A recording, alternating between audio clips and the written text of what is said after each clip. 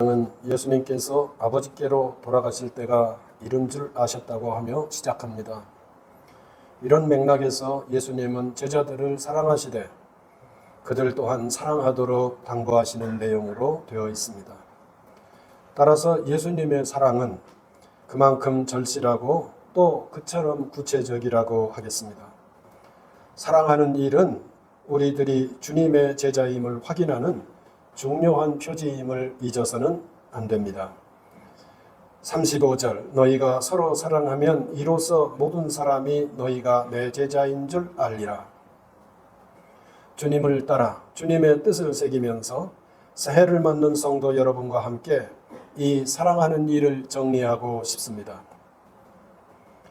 오늘 신명기의 말씀은 모세를 통해 듣는 하나님의 계시입니다. 이스라엘 백성이 가나안 땅에 들어가서는 해마다 추수한 내용을 하나님께 바치면서 자신들의 신앙을 한 입처럼 고백하도록 이끄는 말씀입니다. 학자들은 이 부분을 이스라엘의 역사신조라고 부를 정도로 구별된 내용입니다. 이 내용을 토대로 우리가 감당할 사랑하는 일을 생각해 보고 싶습니다. 첫째, 지나간 시간을 사랑할 일입니다. 오늘 모세는 하나님께서 행하신 큰 일을 기억하되 무엇보다 자신들이 소수의 방랑하는 존재였음을 기억하라고 이르십니다. 너는 또 내 하나님 여호와 앞에 아뢰기를 내 조상은 방랑하는 아람 사람으로서 애굽에 내려가 거기에서 소수로 거류하였더니 라고 시작합니다. 지나간 시간들은 자칫 미화되기 쉽습니다. 그러나 사실을 넘어서서는 안 될 것입니다. 다만 겸손히 돌아보는 태도, 그것을 오늘 하나님께서는 주문하고 계십니다. 자신의 실체를 과도하게 부풀리는 일은 패망의 선봉이요 길잡이임을 잊지 말아야 합니다. 성도 여러분, 북왕국 이스라엘이 멸망한 내용을 보여주는 열왕기하 17장 9절은 무엇라고 말합니까? 이스라엘의 자손이 점차로 불의를 행하여 그 하나님 여호와를 배격하여 모든 성읍의 망대로부터 견고한 성에 이르도록 산당을 세우고 라고 말합니다. 저는 이 17장이 아주 극히 중요한 교훈을 담고 있는 하나님의 말씀입니다만은 그 중에서도 한 단어만 꼽아라고 한다면 이 점차로라는 단어를 꼽고 싶습니다. 이스라엘 백성들은 한 방에 망한 것이 아닙니다. 이스라엘 백성들은 본래부터 나쁜 존재가 아니었습니다. 그러나 차츰차츰 그들 스스로를 교만하게 마음먹으며 이방 문화에 그렇게 이슬에 젖듯 젖어들면서 그들은 망국의 길을 가게 되었다는 것이 하나님께서 보여주시는 이스라엘 패망의 근본 요인이었던 것입니다. 그러나 그렇다고 해서 우리가 또 우울감에만 젖을 일은 아니어서 오직 그 시간들을 품고 잘 헤아릴 수 있기를 당부할 따름입니다. 우리 사람들은 마치 이스라엘처럼 처신해야 한다는 것입니다. 주님은 사랑할 것을 말씀하시는데 우리들의 지난 시간부터 돌아보고 겸손히 행하는 태도가 있어야 한다는 뜻입니다. 주님의 사람들은 서로 사랑하되 지나간 역사를 진솔하게 돌아볼 줄 아는 이들이 되어야 한다는 말씀입니다. 둘째, 함께 누리는 지금을 사랑할 일이라고 말씀하십니다. 모세는 이 단락을 어떻게 마무리합니까? 토지 소산의 만물을 하나님께 바치며 경배할 것이며 연약한 지체들과 함께 즐거워하도록 당부합니다. 성경은 많은 경우 지금의 할 일을 놓치지 않도록 당부하는 편입니다. 이 현실주의를 우리는 다윗을 통해서 많이 보게 되는데 그가 얻은 불의의 생명을 위해 그가 어떻게 하나님께 호소하며 매달리는지를 우리는 성경을 통해서 볼 수 있고 그 불의의 싹이 생명이 죽자 다윗이 보인 모습은 또 어떠했는지 우리는 놀라울 정도라고 그 장면을 표현할 수밖에 없습니다. 성경은 이렇게 전합니다. 사무엘하 12장 22절 23절입니다. 아이가 살았을 때에 내가 금식하고 운 것은 혹시 여호와께서 나를 불쌍히 여기사 아이를 살려주실는지 누가 알까 생각함이거니와 지금은 죽었으니 내가 어찌 금식하랴 내가 다시 돌아오게 할 수 있느냐 나는 그에게로 가려니와 그는 내게로 돌아오지 아니하니라고 말합니다. 다윗이 보인 현실 중심주의라고 할까요? 이것이 해같이 빛나는 장면이라고 하겠습니다. 저는 이렇게 지금을 중시하는 이 현실주의는 한나의 경우에서도 빛난다고 생각합니다. 하나님께 예배드리는 일은 한나의 현실과는 무관한 것처럼 그렇게 나오고 있기 때문입니다. 그런 뜻에서 한나는 그 시대의 대표적인 신앙주자라고 할 만합니다.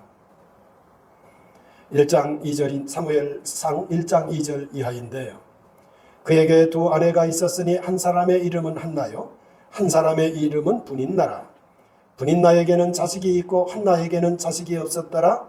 이 사람이 매년 자기 성읍에서 나와서 실로에 올라가서 만군의 여호와께 예배하며 7절에 의하면 매년 한나가 여호와의 집에 올라갈 때마다 라고 말합니다. 성도 여러분, 저는 최근에 이 장면을 해설하는 어느 분의 글을 읽으면서 깊은 감동을 맛보았습니다. 우리는 부지불식간에 하나님 앞에 나와서 예배하는 이들은 복을 받은 자라는 생각을 합니다. 물론 그럴 것이기도 합니다. 그렇지만 우리 중에는 이 시간 어떤 다른 교우와 비교해서 복을 받지 못한 자라고 스스로 판단하는 분들도 있을 것입니다. 이런 분들에게 한나는 놀라운 표상이 되는데요. 분인나가 자식이 많기 때문에 그 특별한 복을 누리기 때문에 그가 실로에 올라가서 매년 하나님께 예배하는 것은 당연할 것 같습니다. 그러나 한나가 자식이 없는데도 불구하고 그가 심적인 고통을 받고 있음에도 불구하고 성경에 의하면 그 가족들과 더불어 매년 실로에 올라가서 하나님께 예배드리는 일을 거르지 않았다고 말함으로써 한나의 예배 태도가 보통 수준을 넘어서는 것임을 우리에게 알립니다. 예배는 예배라는 현실인 것입니다. 자기 자신이 겪고 있는 현실의 고통, 없음이라는 고통, 그것도 현실입니다. 그러나 한나는 자기에게 있는 현실을 넘어서서 예배를 드린다는 그 현실을 망각하지 않는 또 다른 의미의 현실주의자였던 것입니다. 아이를 낳지 못하는 안타까움이 하나님을 향한 순례를 멈추게 하지 않았고 그녀는 끝내 사무엘을 통해 주의 응답을 받을 수 있었다는 것. 이것이 사무엘서가 우리에게 알리는 초반부의 아주 놀라운 메시지이더라는 것입니다. 이들을 지목하여 지금을 귀중하게 생각하는 현실주의자 이렇게 불러도 무방할 것 같습니다. 이런 점에서 보면 우리 주님은 아마도 현실주의자 중에 현실주의자라고 말해야 옳을 것 같습니다. 지금 할 수 있는 일을 사랑해서 찾으시기에 하는 말이요, 제자들을 사랑하시되 끝까지 사랑하셨기에 하는 말입니다. 따라서 제자들 역시 주님을 따라 지금은 사랑할 따름이요, 다른 건 외면했음을 우리가 기억해야 한다는 것입니다. 요한 1서 4장 11절도 사랑하는 자들아 하나님이 이같이 우리를 사랑하셨은즉 우리도 서로 사랑하는 것이 어떠하다? 마땅하도다. 따라서 해봅시다. 마땅하도다. 마땅하도다. 주님께서 우리를 사랑하셨기에 우리도 지금 사랑하는 것이 마땅하다라고 말하고 있습니다. 셋째, 하나님을 기억하고 사랑할 일입니다. 그렇다면 이스라엘의 미래는 어떻게 되는 것일까요? 역사 속에서 이스라엘은 자신들의 과거도 돌아보고 자기 자신들이 지금 하나님을 경배하는 지금의 일을, 하나님을 사랑하며 경배하고 이웃들을 초청해서 사랑을 나누는 이 일을 볼 수 있는데, 그렇다면 자기들의 미래는 어떻게 되는 것일까요? 놀랍게도 오늘 저희들이 보는 신명기 26장 말씀에는 여기에 대한 답이 없습니다. 너희들이 과거를 잘 돌아보았으니 좋은 일이고 너희들이 지금 해야 할 일이 무엇인지를 찾아냈으니 그것은 좋은 일인데 그러하기에 미래는 어떻게 될까? 이렇게 말할 것 같은데 오늘 성경은 이에 대한 언급이 나오지 않습니다. 다만 모세는 이런 내용에 관심하지 않으면서 하나님께서 그동안 행하신 큰 일만을 세세히 말하고 있을 뿐입니다. 26장 7절 이하입니다. 우리가 우리 조상의 하나님 여호와께 부르짖었더니 여호와께서 우리 음성을 들으시고 우리의 고통과 신고와 압제를 보시고 여호와께서 강한 손과 편팔과 큰 위엄과 이적과 기사로 우리를 애굽에서 인도하여 내시고 이곳으로 인도하사 이 땅 곧 젖과 꿀이 흐르는 땅을 주셨나이다. 이렇게 고백하고 있습니다. 왜 이러할까요? 왜 미래에 대한 언급은 없이 지나간 시절에 이스라엘과 함께 하신 하나님의 크신 일만을 언급하고 있는 걸까요? 이전에 이와 같으신 분이 이후에 달라지실 까닭이 없기 때문이라는 것입니다. 하나님의 인애는 사람의 그것과 다른 것임을 기억해야 한다는 말씀입니다. 요나서는 4장 2절 하반절에 이를 증거합니다. 주께서는 은혜로우시며 자비로우시며 노하기를 더디하시며 인애가 크시사 그 뜻을 돌이켜 재앙을 내리지 아니하시는 하나님이신 줄을 내가 알았음이니이다 말합니다. 시편 86편 15절도 그러나 주여 주는 긍휼히 여기시며 은혜를 베푸시며 노하기를 더디하시며 인자와 진실이 풍성하신 하나님이시오니 라고 노래합니다. 오늘 모세는 한마디로 이스라엘의 역사를 다루고 있습니다. 이스라엘의 지난 시절이 어떠했는지, 지금 그들이 할 수 있는 일이 무엇인지, 그리고 하나님께서는 그들을 어떻게 대해주셨는지를 끊임없이 기억하라는 그런 뜻이 되겠습니다. 이것이 이스라엘이 사는 길이요, 이스라엘이 번성할 수 있는 지름길이 되는 것임을 말씀하시는 것입니다. 성도 여러분, 오늘 우리는 한 해를 시작하면서 주님의 말씀을 따라 서로 사랑하는 일을 하기를 소망하고 있습니다. 사랑하는 성도끼리, 참 주님은 이 본문에서 아주 특별한 말씀을 하는 거예요. 저 길가에 다니는 사람들을 사랑해라 그렇게 말하는 게 아니고요. 제자들을 향해서 하시는 말씀이에요. 이 말씀은 그래서 제자들끼리 먼저 사랑해야 된다는 말씀을 하고 있는 거예요. 하시고 계신 거예요. 그러니까 25년 새해 우리 모든 성도가 우리 성도의 교제를 아주 깊이 나누는 그런 한 해가 되었으면 좋겠다는 것입니다. 뿐만 아니라 우리가 그 마음으로 살아갈 일이 있는데 그게 교회의 역사라는 거예요. 그걸 오늘 모세를 통해서 듣고 있는 거예요. 이스라엘은 피차 서로 사랑해야 하는 하나님의 공동체의 지체로 참여하는 것입니다만 동시에 이스라엘의 역사를 사랑하라 말씀하는 거예요. 이 일은 우리 교동교회에서도 저는 동일하다고 믿습니다. 왜냐하면 하나님께서는 역사를 통해 일하시기 때문입니다. 이스라엘의 역사를 통해서 일하시는 하나님은 우리 교동교회의 역사를 통해서도 일하시는 줄 믿으시기 바랍니다. 하나님께서는 70년 전에 이곳 교동동산에 교동교회를 세우셨습니다. 이 세우시는 하나님의 일에 동참한 이름들을 불러보고 싶습니다. 전솜, 어느 때까지는 이분의 이름이 전담이라고 소개되었는데 한자가 담자하고 섬자하고 아주 비슷해요. 그래서 잘못 읽으셨다는 것을 제가 확인할 수 있었고요. 이분의 후손 한 분을 통해서 알 수 있었어요. 1955년 1월 2일 이 전섬이라는 분의 집에서 모였습니다. 장영준, 김신수, 정병숙, 노준호, 노윤호, 아마 이분들 외에 다른 분은 거의 처음에는 없었지 않았는가 싶습니다. 이분들의 후손이 지금 어떻게 번져 있으며 현재 그들의 근황이 어떠한지를 저는 전혀 알지 못합니다. 좀 찾아보려고 합니다, 올해. 그런데 아마 굳이 찾더라도 전섬 권사님 후손들 일부를 확인할 수 있을 뿐, 여기에 우리 교회 역사에 등장하고 있는 이분들의 후손들은 거의 확인이 불가할 것이라고 생각합니다. 그러나 분명한 것은 이들이 교동교회 설립에 쓰임받은 종들이었다는 것은 틀림없습니다. 그렇게 시작된 교회의 역사는 이렇듯 70년이라는 역사에까지 이르는 것입니다. 주님 오실 때까지 이어질 교회의 역사를 기억하며 주께서 당부하신 사랑의 일까지 우리가 오늘 마음에 품는 것입니다. 새해가 밝았으나 우리 모두가 소망하는 때는 아직 더디기만 한 것 같습니다. 뜻밖의 항공사고는 그렇지 않아도 편할 수 없는 우리 민족에게 안타까움을 더하고 있습니다. 우리 장로님 중에 한 분이 한테 제가 영향을 받은 것인데요. 저 요즘은 텔레비전을 전에 비해서 좀 덜 보는 편입니다만 저도 텔레비전을 좀 시청하는 편인데요.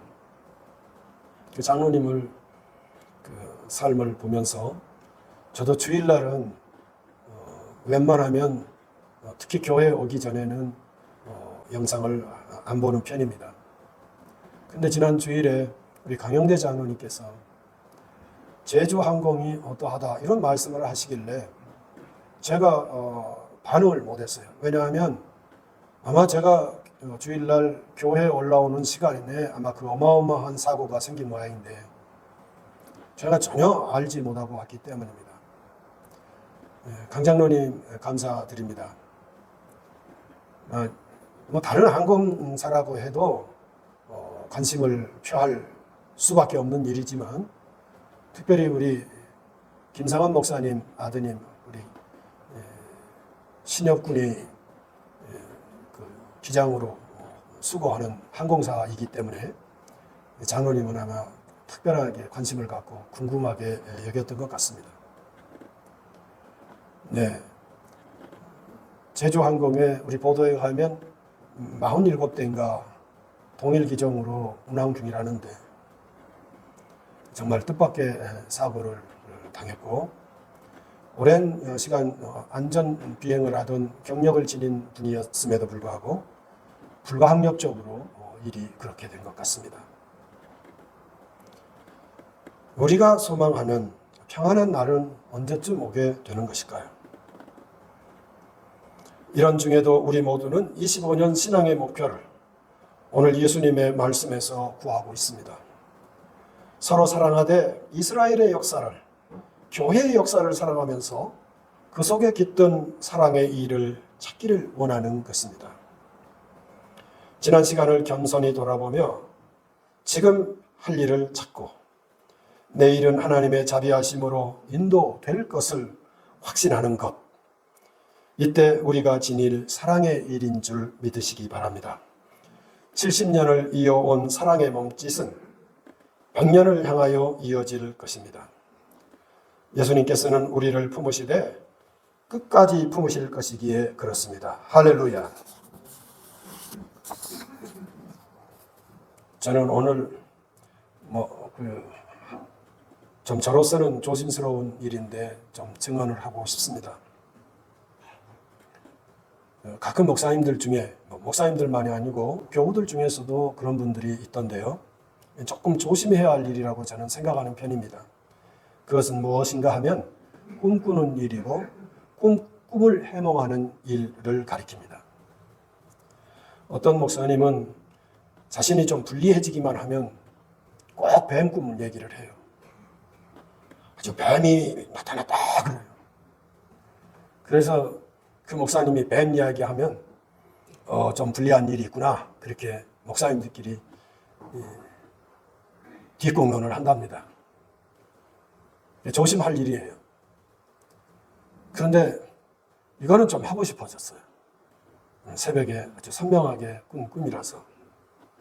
꿈이 희미할수록 꿈에 집착하기 쉬운데요. 그러지 마시고 꿈이 선명할수록 꿈 해몽에 집착해도 된다. 그렇게 봐도 꽤 전문가들이 하는 말인 줄 압니다. 제가 아는 이웃 교우가 꿈에 등장했습니다. 그녀는 말이 조금 이상하네. 발음 이상할 수 있어요. 쉬, 영어로 쉬 그 말이에요. 쉬. 그 여인은 이라고 말할게요. 그 여인은 젊었을 때 아주 까칠했어요. 목사에게나 교우들에게나 까칠한 교우는 가까이 하기가 쉽지 않아요. 근데 이분은 까칠한데 어떤 점에서 까칠했냐면 자기중심적이었어요. 근데 또 이상한 특성도 이분은 지니고 있더라고요. 교우들 중에서 좀 힘 있는 분이 있잖아요. 이분한테는 아주 얼굴이 밝아요. 그런데요, 좀 그렇지 못한 교우가 있잖아요. 좀 자기가 상대하기 버거운 교우들끼리도 좀 그런 거 있을 수 있잖아요. 심리적으로 좀 버거운 교우가 있을 수 있잖아요. 이런 분들한테는 한없이 어두워요. 이 밝고 어둡다, 제가 이렇게 상징적으로 표현할 수 있을 만큼 아주 극적으로 얼굴이 달라져요. 교회 다니면 얼굴이 그저 이렇게 너무 조변석게 하는 그런 얼굴은 안 좋잖아요. 이렇게 뭐 비가 오나 눈이 오나 듬직해야 되지. 그래서 저도 부담스러웠던 분이에요. 그리고 어느 날 그분과의 인연을 이렇게 마무리해야 하면서 속으로 심히 걱정이 되었어요. 그분은요, 발언권이 또 세요. 발언권을 드리지 않아도 발언을 아주 강하게 하는 분이에요. 그런데 저분이 교회를 점점 나이 들어가면서 과연 교회를 맡을 수 있을까 하는 걱정이 들었어요. 그런데 후일에 그를 만날 수 있었어요. 그 여인은 놀랍게 변화했어요. 자기 것을 세상에 내놓을 줄 알더라고요. 자기가 챙길 수 있는 것이 무엇인지를 그는 누구보다도 밝은 분이었거든요. 그런데 자기 것을 내놓는 것을 제 눈에 포착이 되는 것이었어요. 그리고요, 교회를 생각할 줄 알아서, 교회를 생각할 줄 아는 사람의 특징은 뭔가 하면 참는 거예요. 그냥 즉각 반응하는 사람은 교회를 생각하는 사람이 아니에요. 뭐 그게 딱 맞는 말은 아니지만 맞을 가능성이 아주 높아요. 교회 다니면서 이게 다 개성이 다른 사람들이 어울려서 그리스도의 공동체를 이루는 것인데 어떻게 그렇게 즉각 반응을 내겠습니까? 근데 이 양반이 참는 거예요. 그리고요, 목회자를 생각할 줄 알더라고요. 제가 목사라서 말하기 좀 어렵지만 교회를 생각하는 사람은요, 특징은 거의 1번 혹은 2번으로 나타나는 특성이 있어요. 그게 뭐냐면 목회자를 고려해요. 교회를 생각하는 데 있어서 다른 분보다 뒤처지는 분은요, 목회자를 별로 고려하지 않아. 그래서 자기 감정대로 혹은 자기 판단을 앞세워버려. 그러니까 목회자가 부담을 느끼게 되죠. 물론 목회자가 그릇됐을 때를 말하는 건 아니에요. 일반적인 상황을 말해요. 그런데 그가 목회자를 생각하는 것이었어요. 생각하는 것이 아니라 고려하는 것이었어요. 자기의 이 일이 교회에 어떤 영향을 미칠까와 함께 자기의 어떤 이런 행동이 목회자에게 어떠한 그 인상을 줄 것인지를 생각할 줄 알아요. 깜짝 놀랐어요, 제가. 그리고 오늘 새벽에 나타난 꿈의 맥락에서도 그가 그러고 있더라고요. 세상에.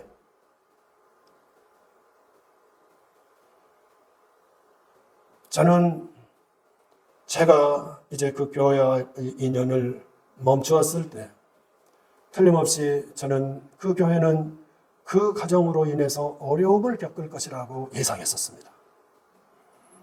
젊은 시절에 그를 생각하면 그것은 백발백중 그러할 것 같았습니다. 그런데 그러하지 않았고 그는 지금 교회를 지키고 있었습니다. 들리는 소식도 그러했고 꿈에서도 그러하고 있었어요. 놀라운 경험을 했고 꿈에 너무너무 인상적이어서 꿈을 요 근래는 잘 안 꾸는 것 같고 서로 꾸었더라도 저는 거의 잊어버리는 것 같아요. 그래서 기억을 못해요. 근데 이 내용은 그 전체 그 줄거리는 지금도 기억나지 않습니다만은 그 특정 장면에서 그가 부지런히 움직이면서 그 상황에서 그가 감당할 일이 무엇인지를 찾아서 부지런히 움직이는 것을 아주 강렬하게 제 뇌리에 남아 있었어요. 오늘 말씀을 증언한 것은 다 했습니다. 예수님께서 제자들의 곁을 떠날 때 당부하시는 말씀은 사랑이었어요. 다른 거 아니었어요. 사랑이었어요. 그 사랑은 그러면 어떻게 되어져야 할까 할 때 제자들끼리는 사랑해야 되고 이스라엘의 역사를 생각하면 역사를 생각하면서 역사를 사랑할 줄 아는 사람이 사실은 사랑하는 사람이다. 이런 논리를 편 것입니다. 그런데 이 예화를 소개하고 싶어졌습니다. 성도 여러분, 이 사람이 바뀌었다면, 성도 여러분, 이 가정이 바뀌었다면, 이건 이 바뀜의 요인은 무엇이 되겠습니까? 말할 나위 없이 저는 그 여인이 바꾼 것이 아니고, 그 여인의 남편이 그 여인을 바꾼 것이 아니고, 누가 바꾸셨다? 하나님께서 바꾸셨다. 누구 덕분이다? 하나님 덕분이다. 그리고 부모가 바뀌니까 자녀들도 복을 받아서, 적어도 제가 보기에는 그래요. 지금까지. 그 자녀들이 남매가 잘 성장해서 자기들의 몫을 감당하고 있더라는 것입니다.